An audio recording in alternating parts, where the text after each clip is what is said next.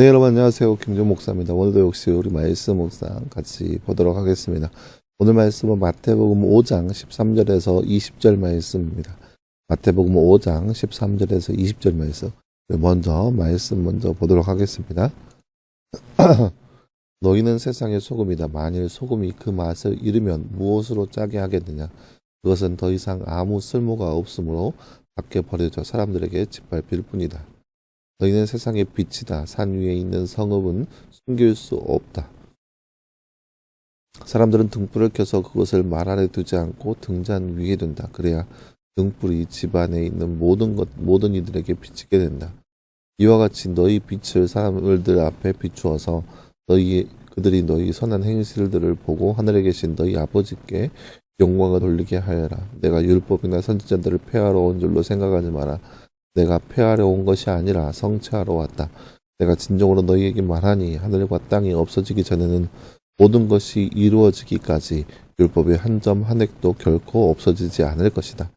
그러므로 누구든지 이 계명들 가운데 가장 작은 것 하나라도 버리고 사람들을 그렇게 가르치는 자는 하늘나라에서 가장 작다고 불릴 것이다. 그러나 누구든지 그것을 행하고 또한 가르치는 자는 하늘나라에서 크다고 불릴 것이다. 내가 너희에게 말한다. 만일 너희 의가 서기관들과 바리새인들의 의보다 더 낫지 않으면 너희는 결코 하늘나라에 들어가지 못할 것이다. 아멘. 네, 사랑하는 여러분, 오늘 말씀은 우리가 흔히 자주 들은 말씀 중에 하나죠. 소금과 빛과 소금에 대한 말씀을 볼 수 있는 그런 말씀이라 할 수 있겠습니다. 다른 주 잠깐 볼까요?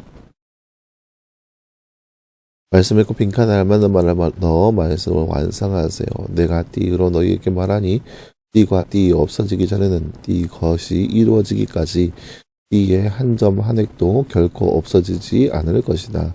오늘 말씀 18절 말씀이네요. 내가 진정으로 너희에게 말하니 하늘과 땅이 없어지기 전에는 모든 것이 이루어지기까지 율법의 한 점 한 획도 결코 없어지지 않을 것이다. 오늘 말씀 18절 말씀. 맛을 잃은 소금은 어떻게 되나요? 오늘 말씀 13절 말씀에 아무 쓸모가 없으므로 밖에 버려져 사람들에게 짓밟힐 뿐입니다. 아무 쓸모가 없습니다. 네, 사랑하는 여러분, 오늘 말씀은 빛과 소금에 대한 말씀을 볼 수 있는 그런 말씀이라 할 수 있겠습니다. 우리는 세상의 소금입니다. 소금은 아주 많지 않아도 충분합니다. 여러분, 바닷물의 염도가 3.35%밀, 그러니까 3.5%입니다. 3.5%의 소금이 바닷물을 짜게 하고 바닷물의 성질을 완전히 다르게 하는 요인이 바로 소금의 역할입니다. 그러니까 소금이 바닷물에 단 3% 있지만 그 3%를 통하여서 바닷물이 일반 민물과 완전히 차이가 나는 그러한 모습을 볼 수 있는데요. 물론 바닷물에 소금 외에도 다른 미네랄 성분들이 많이 있는 것은 사실이겠지만, 하지만 그럼에도 불구하고 이 3.5%의 이 소금이 바닷물을 완전히 짜게 하는 그러한 성질을 가지고 있습니다. 이 3.5%의 소금이 진정한 맛을 내기 때문에 바닷물이 그렇게 짠 것이죠. 그럼 세상의 소금이라고 하는 것은 아주 작은 양이라 할지라도 완전히 차이가 나는 현상을 볼 수 있는 거예요. 우리가 속한 공동체에 믿는 사람들이 있음으로 인해서 그 공동체 자체가 완전히 달라져야 한다는 거예요.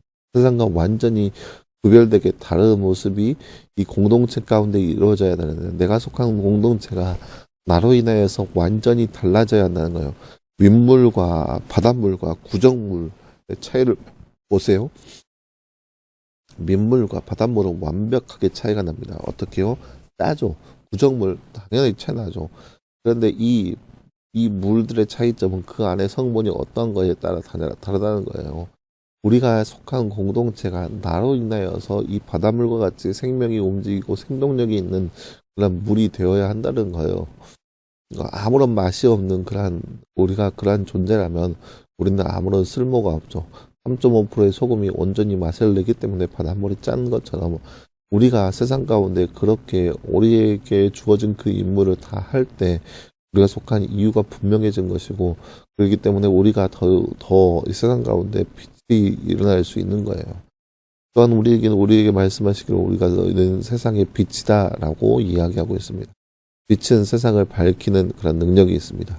빛은 또 다른 것은 뭐냐? 어둠을 물러가게 하는 역할이 있습니다. 어둠은 죄의 속성, 어둠의 속성입니다.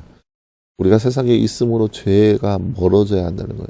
우리 때문에 죄가 멀어진다는 것은 우리 때문에 사람들이 죄책감을 느끼고 그 죄에서 멀어지고자 하는 그런 모습들이 보여진다는 거예요. 그것이 바로 빛의 특성입니다. 빛은 어둠과 공존할 수 있는 존재가 아닙니다. 사람들이 빛을 등잔 위에 그 빛을 비추고 나서 주로 이렇게 밝은데 높은 곳에 이렇게 오픈된 공간을 놔둡니다. 왜냐? 그 빛이 그러므로 활성화될 수 있기 때문에. 물론 역할에 따라 다르겠지만 빛을 비춰놓고 이 책상 위에 숨겨놓거나 그런 사람은 없을 거라는 거죠. 그러면 빛의 의미가 없는 거예요. 빛은 이렇게 오픈된 공간에서 있음으로 인해서 세상 모든 사람들을 비추는 그런 역할을 합니다. 마찬가지예요. 우리가 빛임으로 세상 가운데 숨을 수 있는 존재가 아니에요. 숨어야 할 존재가 아닌 거예요. 하나님께서 우리가 빛인데 너희 빛이니까 숨어 있어. 이렇게 우리를 사용하지 않는다는 거예요. 너희가 빛이기 때문에 세상 가운데 밝히 드러나라 하는 거죠. 그래서 그걸 통하여서 세상을 정화하는 그런 의미가 있는 거죠. 우리가 세상 가운데 빛으로서 하나님께서 우리를 드러나게 하실 건데 그때마다 우리가 해야 할 것은 우리가 하나님의 놀라우신 그 은혜를 힘입어서 세상 가운데 빛으로서 소금으로서 그 역할을 잘 감당할 수 있어야 합니다. 세상 모든 사람들에게 당당하게 나는 크리스찬이다. 내가 추구해야 할 바는 이러한 것이다. 너희도 그렇게 했으면 좋겠다. 그래서 내가 속한 공동체가 그렇게 정의와 공의를 위해서 살아갈 수 있는 우리의 모습이 되어야 한다는 거죠. 그 뒤에 나와 있는 말씀들은 이제 율법에 대해서 나와 있는데요. 율법은 한 1.1도 사람들이 임의로 변할 수 없다. 하나님의 말씀은 사람의 임의로 변할 수 없다라는 거죠. 그러니까 우리에게 주어진 그 임무, 우리에게 주어진 그 역할들은 변할 수 없다라고 하는 말씀이 그 뒤에 쭉 나와 있습니다. 사랑하는 여러분, 오늘 말씀을 통해서 우리가 기억해야 할 것은 우리는 세상 가운데 빛과 소금의 역할을 감당하고 있는 존재입니다. 분명히 얘기하고 있죠. 너희는 세상의 소금이다. 너희는 세상의 빛이다. 라고 선포하고 있어요. 그러니까 너 세상의 소금 되어라. 세상의 빛이 되어라. 이렇게 명령하시는 게 아니에요. 너희는 세상의 빛이다. 너희는 세상의 소금이다. 라고 선포하시는 거예요.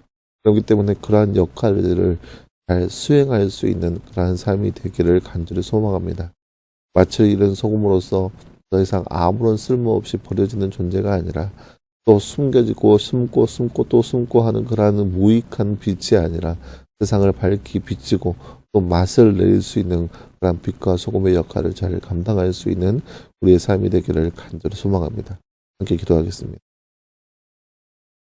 사랑하는 하나님 감사합니다. 주님 오늘 말씀을 통하여서 우리가 세상 가운데 빛과 소금의 존재라는 것을 우리가 말씀을 통해서 바라보았습니다. 나로 인하여서 세상이 밝게 빛나고 나로 인하여서 세상에 맛을 내는 그러한 존재가 바로 우리의 모습 되게 하여 주시옵소서. 그래서 우리를 통하여서 세상이 변화되고 우리를 통하여서 세상이 정의와 공의가 넘쳐날 수 있는 그러한 삶이 우리의 삶 되게 하여 주시옵소서. 이 모든 말씀 감사드리며 살아계신 예수님의 이름으로 기도하였습니다. 아멘. 네, 사랑하는 여러분 감사합니다. 오늘 하루도 늘 말씀하여서 승리할 수 있는 저와 여러분 되기를 간절히 소망합니다. 수고했고요. 내일도 역시 우리 말씀 묵상으로 함께 찾아보도록 하겠습니다. 여러분 수고했습니다.